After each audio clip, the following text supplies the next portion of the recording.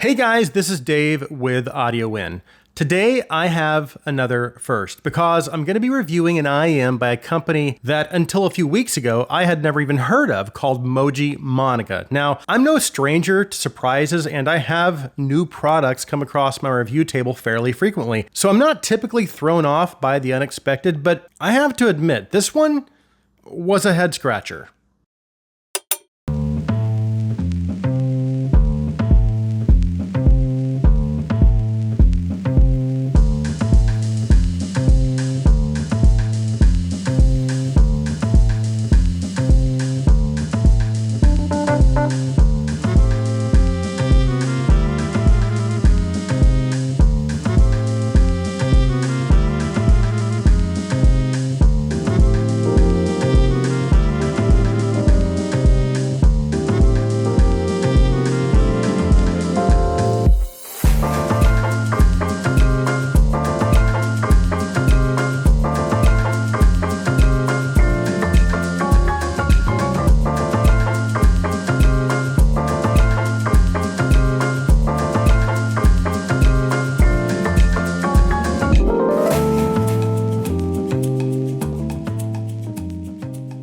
So this is the Lost Land, and Moji Monica does have a few other IMs out there, but either I never saw them or I just never noticed them for one reason or another. So when the Lost Land showed up, my first thought was they looked kind of expensive based on the unboxing and its presentation because it's really nice. The box looks expensive and it is actually kind of expensive, but when you open it up, the first thing you see is a cloth cover, and then within that is a really nice large faux padded leather case with some really nice branding, and then you open that up and you see the IMs and the case. And I probably will have some B-roll of the unboxing running in the background, but then you lift up the little cutout and there's another very nice little soft case, and it turns out to be the nicest ear tip case you've ever seen in your life. But then you pull out the IM case and the IMs, and it's a little underwhelming, to be honest, because everything actually looks and feels, well,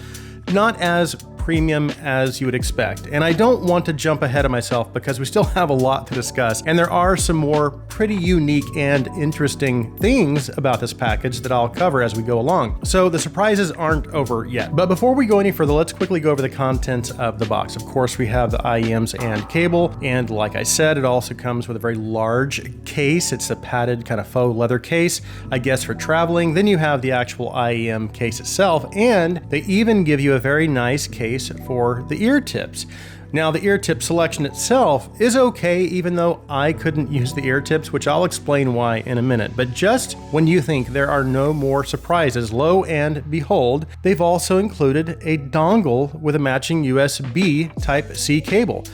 So go figure, I definitely did not see that one coming. As for the price, specifications, and design, the Moji Monica Lost Land comes in at $559, and it has a Tribrid driver setup consisting of one piezo driver, two balanced armature drivers, and then one 10mm dynamic driver. The IEM housing seems to be made out of some type of metal, so they do have some weight to them. There's also a very pretty jewel type design on the outside of the faceplate that has kind of an iridescent turquoise look to it. It's very, very pretty. But the IEM housing itself is kind of plain. It has a plain cylindrical shape to it, and while I do like the chrome finish and I feel like it goes nicely with the aesthetics of the faceplate and the cable, the IEM housing shape itself looks, again, very plain, and it just doesn't seem very well thought through, I guess.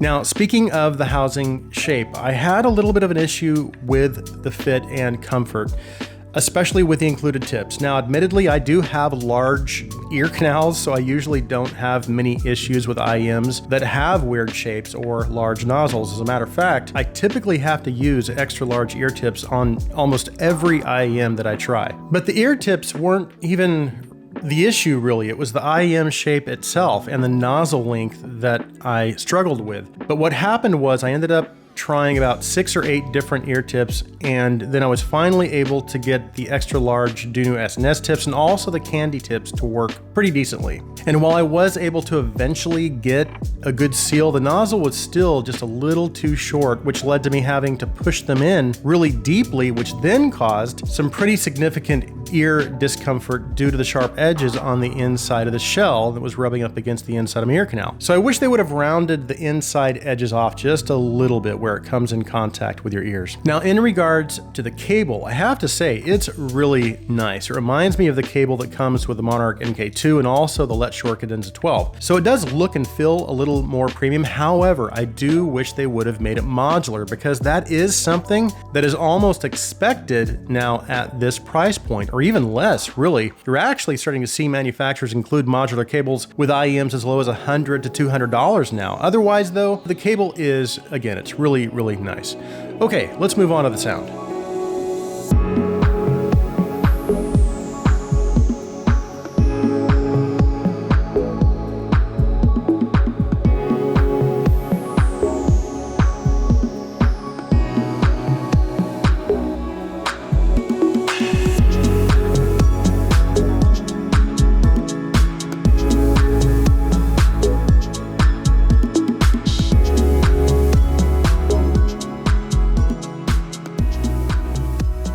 Okay, so I do want to jump into the sound of the Lost Land, but before we do, I just quickly want to talk about the DAC. And if you guys know me, you know that I'm kind of into DAPs and DACs and stuff. So when I saw that they had included a little USB DAC with a Lost Land, I was very curious as to how well it would work, not just with the Lost Land, but with some of my other IEMs too. But as tempted as I was to do my first listen of the Lost Land with the included DAC, I actually decided to use my M15S first, which is my reference player just for consistency's sake, because that's what I always do my initial test with. But then later, once I had most of my testing complete, then I paired them together. The first time I tried the Messenger, which is the name printed on the USB DAC, I actually tried it with my Monarch MK2s, and I have to say I was pleasantly surprised. It wasn't amazing, but it sounded as good as some of my other sub $100 DACs. Now, of course, it's not completely uncolored and totally transparent, but it is adequate as far as its power output, and it is pocketable. And considering it's free with the IEMs, you know what? I think it's kind of cool. Now, as far as its specifications, there were none provided, and I couldn't find anything online either. So I have no idea what kind of DAC chip it uses or what its power output is. I can tell you it works, and it should have enough power for use with most IEMs. Okay, let's go ahead and move on. I hope that wasn't too much of a squirrel moment, and I know this isn't a DAC review, but it is part of the package, so I thought I should at least touch on it. Now, as far as the sound of the Lost Land, so it seems like there have been a lot of V-shaped tuned IEMs come across my desk, and I've talked quite a bit about how I feel about V-shape IEMs. And although my preferred signature is neutral with a bass boost, I do have a few V-shape tuned IEMs that I like a lot, but my favorite of them is the i600. Is it perfect? No, but as V-shape tuned IEMs go, it's probably, again, one of my favorite under $1,000. Yes, the treble can be a bit much, but it does almost everything else really well. Amazing detail, it's incredibly technical, it's very engaging, and it does all of that while still being able to portray instruments and vocals very beautifully and naturally. Now, of course, the Lost Land is priced a little lower. However, I think you can actually get the i600 right now for around $599 brand new if you do some searching. So I think the comparison is relevant right now. So how does the Lost Land sound? Well, there is a lot going on. It does, again, it has a V-shaped tuning, so recessed mids, very emphasized bass, and emphasized upper mids and treble. But there's something about the approach they took with the tuning of the mid-range that is causing some instruments to sound a little hollow and kind of sucked out, I guess. But beyond that, it just doesn't sound natural to me. But when you break things down a little more, we'll start with the bass. In terms of the bass quantity, it's definitely more than what I'm used to, even with a V-shaped signature, but I think it might also be the amount of mid bass and low mid presence also, or at least the way the low mids and mid bass are tuned. But I think what caught my attention the most is the bass bleed. The transition from the mids to the bass just doesn't seem really controlled. It does have good extension, good slam, impact, but it lacks speed, and the mid-bass texture is maybe lacking a little too, and it's just not very refined, especially for this price point. But kick drums do have good punch, they have good impact for sure. And the mids also kind of seem to be affected, especially the low mids. The bass is kind of encroaching, which is causing loss of mid-range clarity again, especially in the low mid-range. And it does also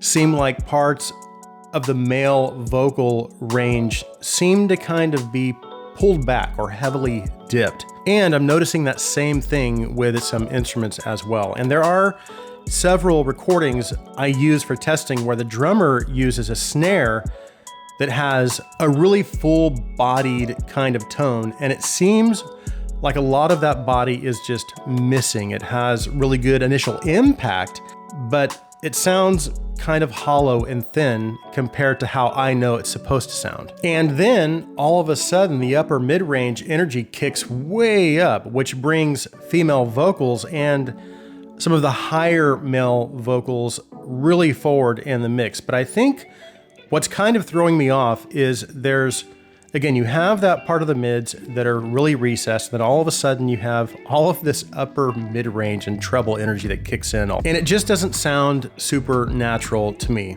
And that energy carries through into the treble as well. And if I'm being honest, it's a lot.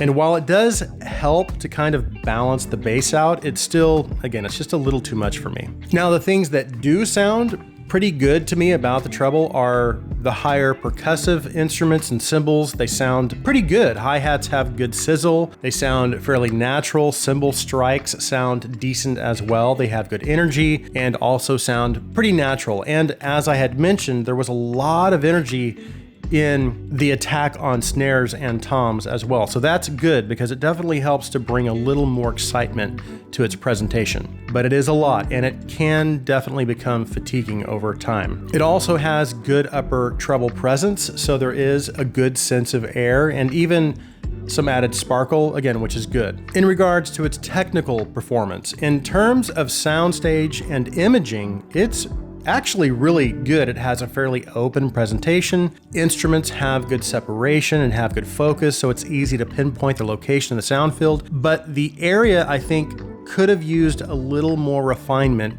is in its overall detail rendering, especially in the mid-range. And again, I attribute some of that to the bass bleed due to the low mid-range and mid-bass tuning approach they took. And the treble detail is better, so you do get a decent amount of definition with instruments that land in the treble and upper treble. But it's still maybe not quite to the levels where I think it should be at this price point. There's just too much competition at this price point. Speaking of competition, for me personally, this type of presentation isn't something that I typically go for, and when you have IEMs like the IE600, SA6 MK2 and Ultra, or even the Performer 8, which is priced a lot lower than this, it does make it kind of tough for me to give this a recommendation. I will say though, its presentation is fun and it did engage me to a degree, and I do think that there are parts of it that are done well.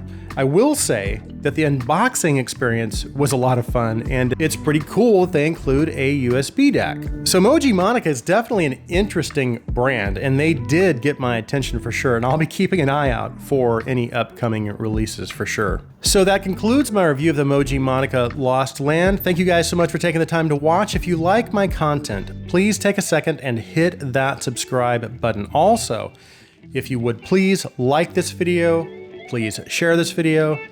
I hope you have an awesome day.